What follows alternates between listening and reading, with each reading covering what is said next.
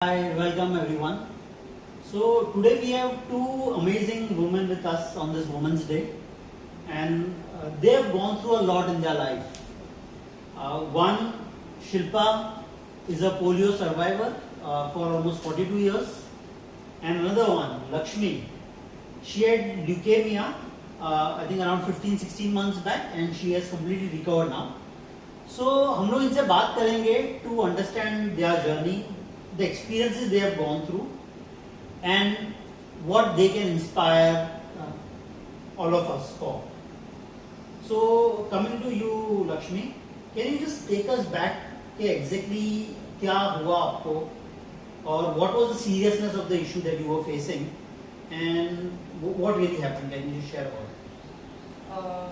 So in March 24, I was diagnosed with acute myeloid leukemia, which is an aggressive form of blood cancer. Actually, I was sitting right here on this couch when I got the call with Akshay, and it's just one of those things where, like, when you hear about cancer, it happens to someone else; it doesn't happen to you, right? So that's the kind of thing it was, and I just did not know what to expect. Except the only thing I understood was it could lead to death. It's scary, and like the treatment also sounded very scary because it involves chemotherapy and things of that sort. Yeah, that's where the journey began. But I'm in March 26 now, so it's almost been 2 years, and I don't think if you look at me right now, you can tell that anything has been anything bad has happened. So yeah, here I am. Okay, yeah, thanks.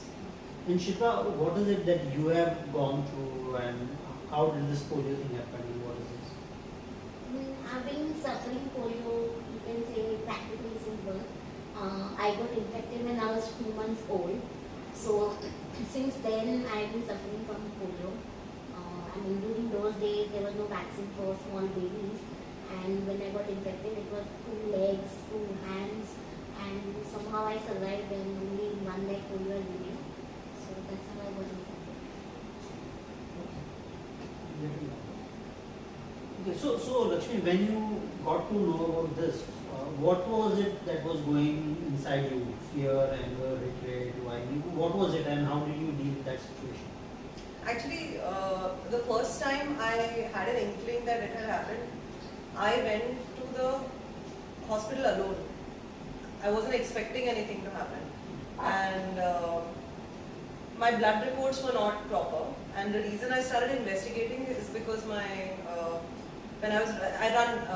a sort of long distance runner, and my heart rate was not where it should have been. It kept increasing. So I was just thought I'm doing some routine maintenance. It might be a B12 issue, is what a few doctors had told me, etc. But this one doctor who just looked at my reports, and the first thing he said is that you might need to do a bone marrow biopsy. So the moment I heard that, like, my antenna went up, and like I realized that it's a very serious situation. And then I got out of the hospital, and I'd gone by myself, right? I called Akshay immediately, and I was just crying. Like, I was crying and crying and crying. And I think it just came to me that death is a possibility, right? I think the first thing was just like, oh my God, I was 35 when that happened. Like, I had never thought.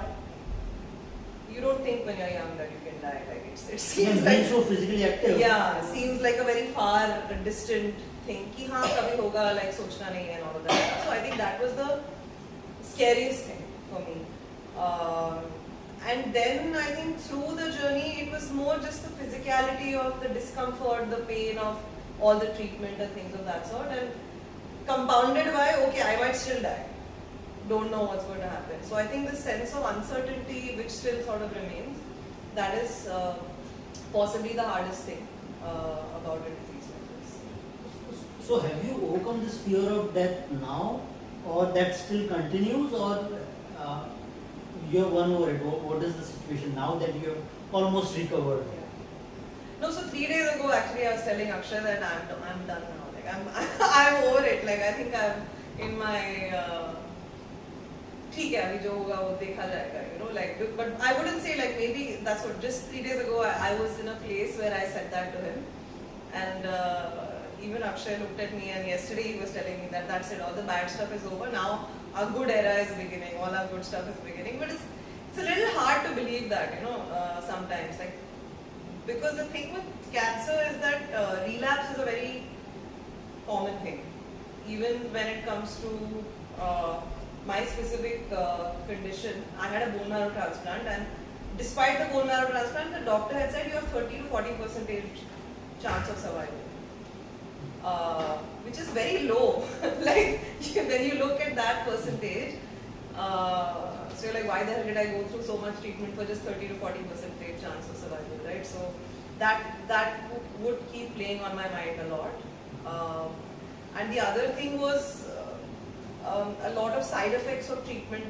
I think that bothers me more today than this thing of death.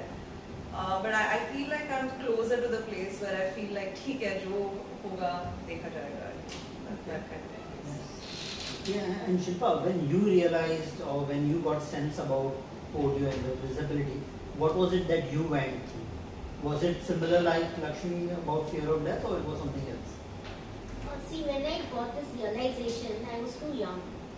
So, I mean, when I was practically my 7th or 8th grade, and how I realized is, I come from a very typical Sanjoli Marwari family, and I'm talking about 40 years back, the whole agenda was, if you have girls, just get them married, okay?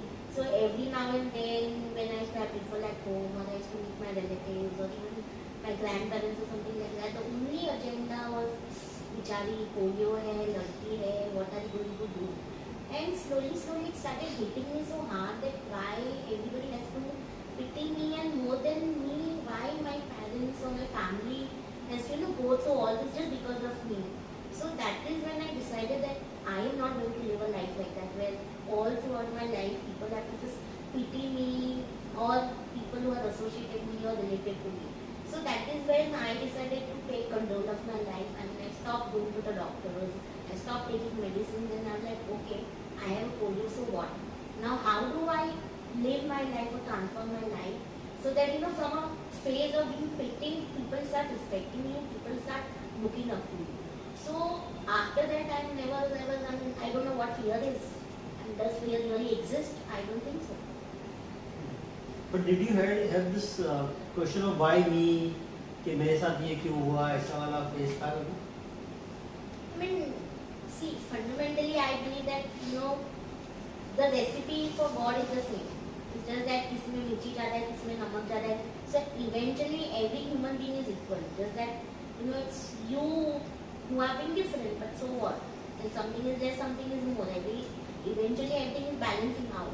So I never had this doubt why me. In fact, I feel there was an opportunity for me in disguise to be myself, to become more, to achieve greater things in life. I mean, when I meet people around me, my cousins or whatever, I think today I'm living much more better life because I had polio. Had I not had polio, probably my life would also have been similar, same path, getting married, managing the house, something like that. But today I'm doing much more better things. So I think I'm thankful to God that I had a polio. Oh, would you think anything on similar lines that whether there was this why me, and are you thankful कि जो हुआ अच्छा हुआ because you had great learning or experience? Would you have any such thought? I wouldn't say I had a why me thought. I mean, I had a lot of frustration, but it was not like मेरे साथ क्यों हो रहा है, like किसी और के साथ नहीं. Like that kind of a thing was not there, because this is one of those things I feel like I hope no one has it. Like, I wouldn't wish it on my worst enemy, and so I wouldn't even say that, oh, हुआ तो अच्छा हुआ, मुझे realization हुआ and things of that sort. I see it as a freak thing that happened. So if it has happened, then what can I do about it? So that's the kind of place that I come from. But I would definitely say there were challenges and frustrations, and I think that was the difficult part of it. From sort of being a very active outdoors person to being isolated in a room for almost a month. Not being able to sort of get up, get out. Those kind of things were more frustrating, but never like why me. I've heard of much worse cases, much better cases. I think overall in life, sad things settle out for most people. I just got mine at this point, and yeah, that's just, it is what it is. So if you were to tell three things which really helped you to overcome this phase, what would those three things be? Basics, like the first thing would be like basics. Try to eat well, try to sleep well, try to move. It is insane how much gets solved just by doing this. I think a lot of us don't think about just these basics. Eating, sleeping, moving. And when you get a disease like cancer, these are the things that get affected. Like I think I must have not slept for nearly 3 to 4 months. I was not able to sleep because of treatment, medication, things of that sort. So how can I like try to get the amount of sleep that I can? Not able to eat. So think about what is it that I like to eat and try to start from there, right? Movement. If I can't get up from my bed, then just move my muscles. Just kind of move them like that. If I can walk, then walk around my bed.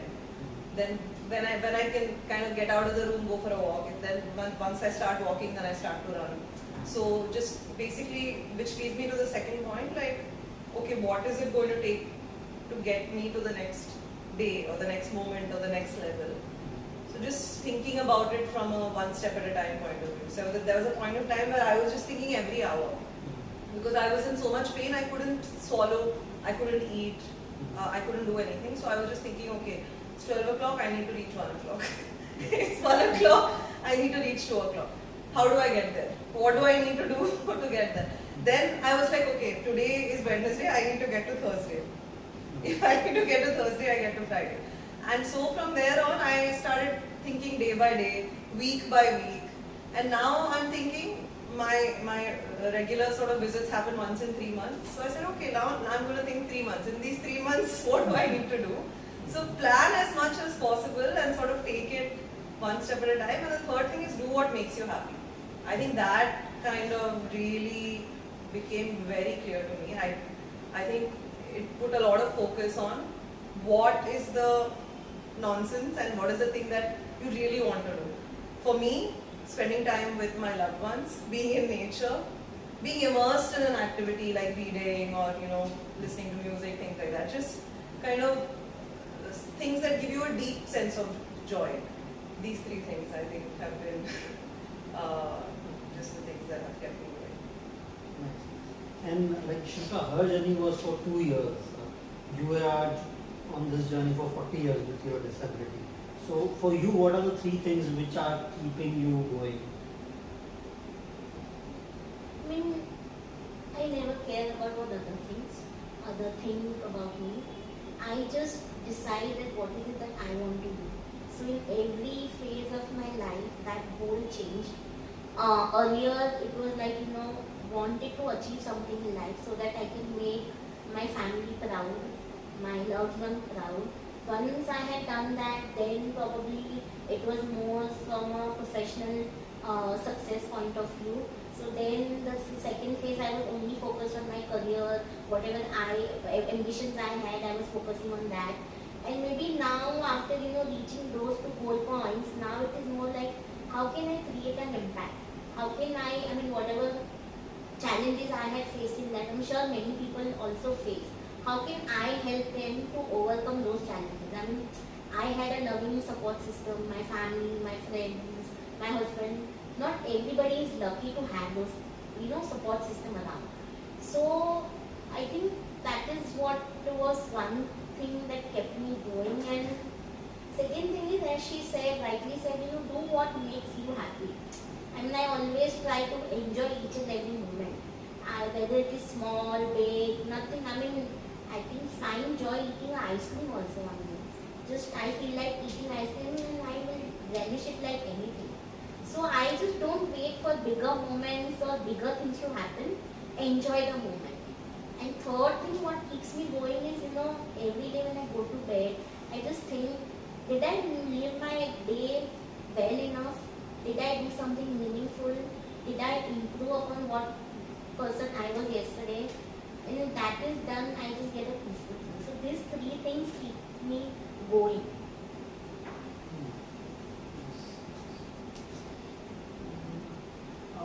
For for Lakshmi, was there a specific moment, person, or realization that shifted you from fear to determination?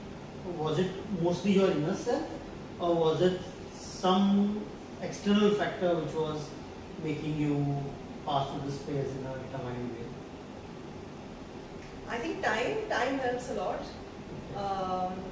And like I was saying, also the sense of distance from the thing. So up until November, I was in a hospital every month, just this November. But now from February onwards, it's become like once in 3 months, right? So it's allowed me to now get even more distance, because every time I'm back in the hospital, it comes back to this, okay, it might have relapsed again, I may have to go through treatment again, and those kind of things. So I think that time and distance definitely sort of helps.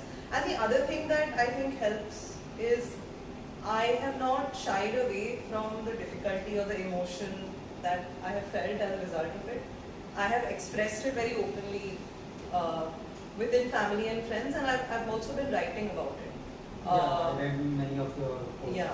And one of the reasons I've been writing about it and sharing so openly, because it has helped me process a lot of these negative emotions. And I think there's a quote by Rumi that says the only way out of it is through it.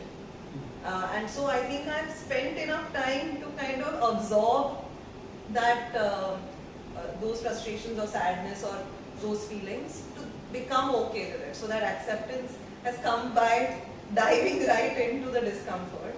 So that has made you more spiritual in some form? Or I don't know. I mean, spiritual is a very loaded word, so I don't like to necessarily use it. I would say a deeper level of acceptance, which has now come actually. I mean, it's so new. It almost feels a week old maybe.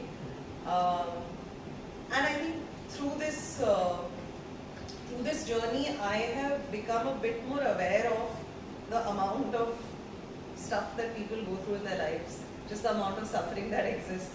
I've met other patients, and not just like cancer, like, I don't know, I feel like now I have, if somebody else shares, I'm able to kind of empathize more about just anything sad that has happened in their life. And I think I come from a deeper sense of awareness. I think I was not as aware. I had a very easy life, a fairly privileged life, happy, good husband, good family, like no real setbacks as such. So this was, I would say, the first time I had like a, oh my god, setback type of a thing, right? So I think that awareness also helps accept and see the world in a sort of different lens, I think.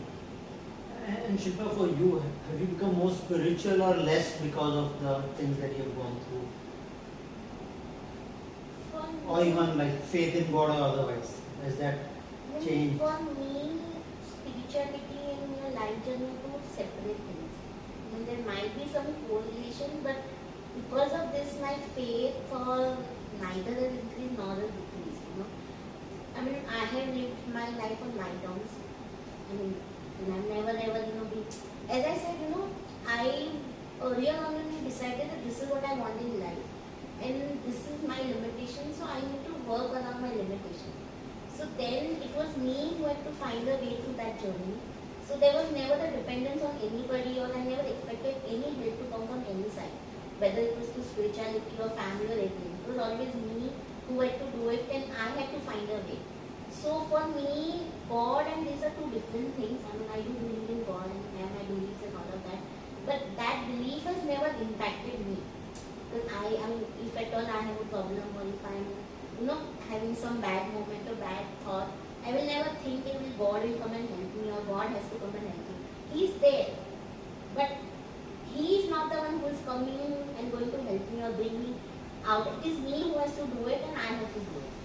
So for me, these are two So different can I say things. one common thing that both of you have experienced through this phase is that you are no more defined or limited by expectations of others or thoughts of others, but you have your own way of looking at the world and living the life that you want to, and give it a meaning that you wish to, rather than being constrained by what world wants it.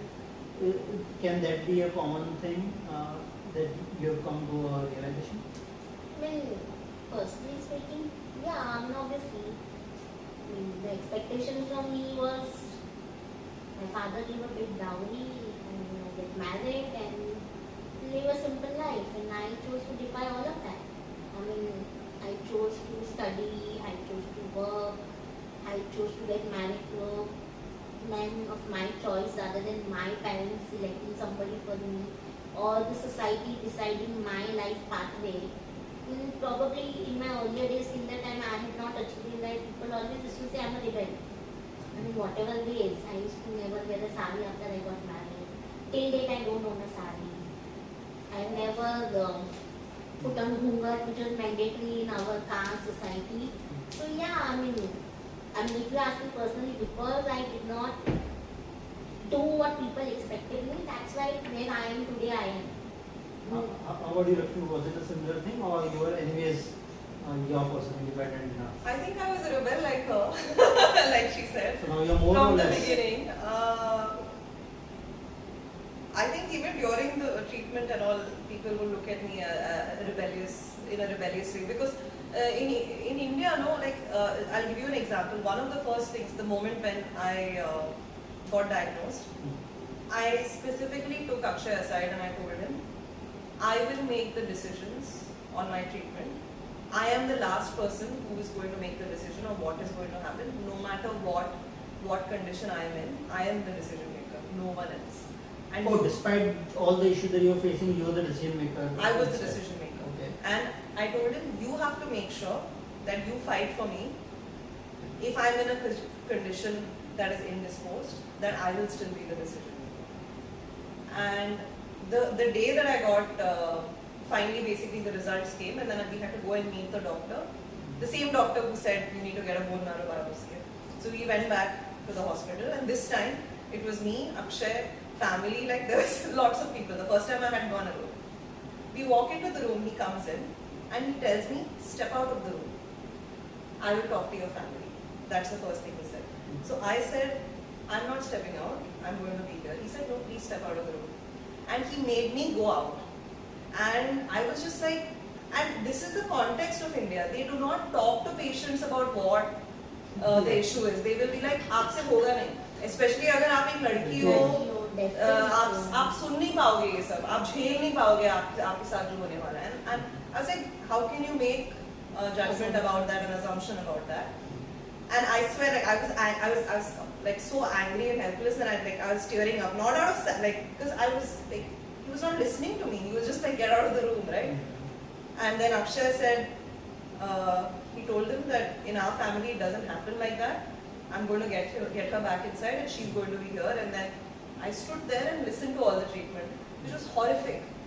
The details of the treatment, it was like 4 rounds of chemo, bone marrow transplant, and I stood there and I asked all the questions, and it was not easy to listen to, but I wanted to be that person. But that thought was there from the beginning, because in a situation like this, things seem to spiral out of your control, and the only thing that I can do is at least have the agency. Like, I feel like even for her, that sense of agency becomes even more important. But I would say that existed in me even from before. I just felt like it came to use in this situation for sure. Shilpa, is there something because of the disability, some other strength which you discovered you have,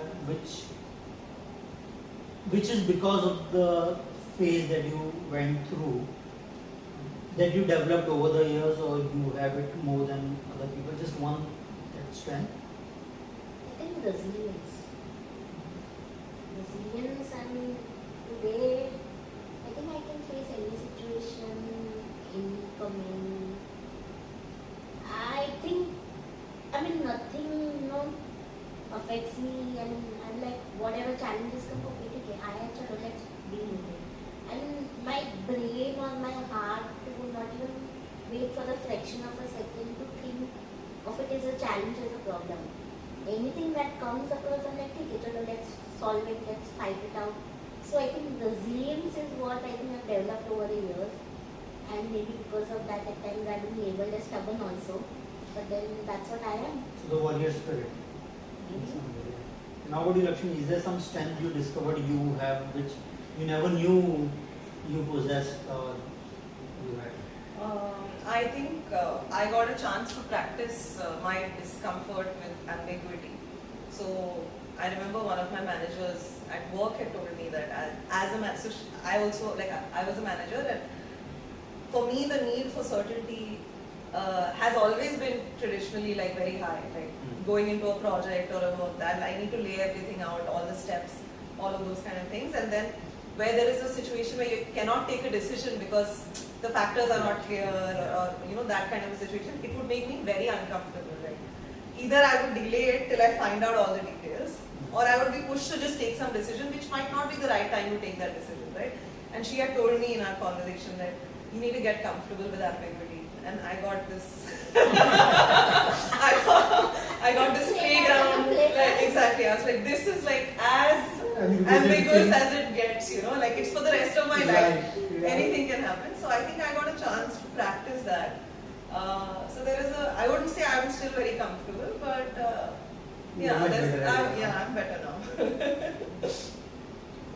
What would your both advice be for people who suffer any such challenge, either from birth or through some illness or crisis in the family? What is it that, what would you advise them? I mean, the biggest thing which I have seen or observed is that the family needs to accept it. That the person has limitations and they need to accept it. Okay, she has got limitation, but at the same time her limitation do not limit her. That acceptance is very difficult to come. So the families need to adjust that, because okay, the person who's suffering, he or she has so much of pressure, but we fail to realize the family also has equal amount of pressure. So they need to come to terms with the fact that it's okay. But how can we support that person to be able to come out of that limitation and help that person go ahead in life? I am really blessed to have family, friends who never ever think that I have a limitation. And at times I also forget because of them that I have a limitation. For pointing it, if I have to walk long distance, whether I'm walking with my friends or family or somebody, they know when to give me a hand to walk, but at the same time they wouldn't ask me from the first step itself that do you need a hand. So while that subconscious awareness is there, but at the same time they let me be. So let her walk till the time she can and then give her helping hand when she needs it. So that kind of understanding and acceptance is very important for family and friends. And according to you, Lakshmi, what is the advice that you would have? To family. To families or people who are facing such issues? I think what happens in many of these situations is that people don't know what to say or how to be. And they get very in their head whether they should talk about it directly or what should they do. So I guess two things I would say. If you want to help someone, just show up and be with them. You don't even have to do anything. If you're just around, just being there is a very helpful thing. And not getting in the way, but just being present. I think that presence really helps. And second is, I guess, just practice like listening. What happens is that people will often ask you very close-ended questions, which is a pet peeve of mine, where like they will directly say, "Abhi sab theek ho gaya na?" Like that will be the question they'll ask. Right? Now you're fine, no? Now you're fine, no? So there's no way I can then say that no, I'm not fine, Like maybe I'm not. Like I don't want to bring that up with you. So ask if you really want to know. If you don't want to know, don't ask. So come from a place of empathy and this thing, or else just be normal. Because I think the last thing was like she said, like you don't, like you're very aware of your situation. You don't want to feel different, pitied in any way, and like all of those kind of negative emotions. You have your own shit going on, so you don't want to add other people's shit to be added to your stuff, right? So just come from that awareness and just be. Yeah, exactly. Just be. Yeah. Yeah, I think it has been interesting listening to you. Maybe one last thing, if anything else that you want to add, there's no question to it. If last message, last thought, any reflection that you would want to add or share?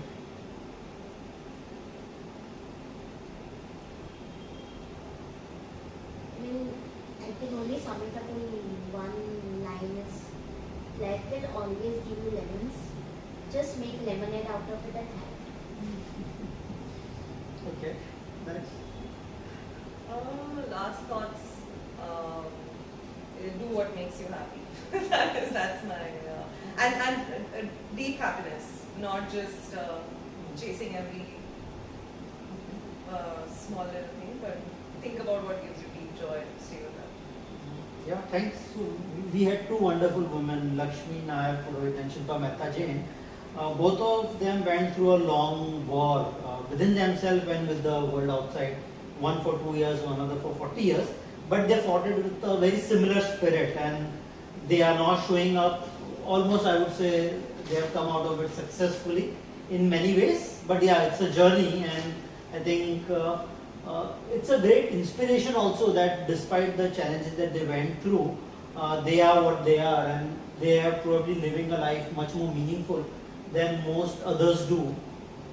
So yeah, on this Women's Day, we have this podcast for you all. Thank you so much. Thank you. Thank you, Dilip.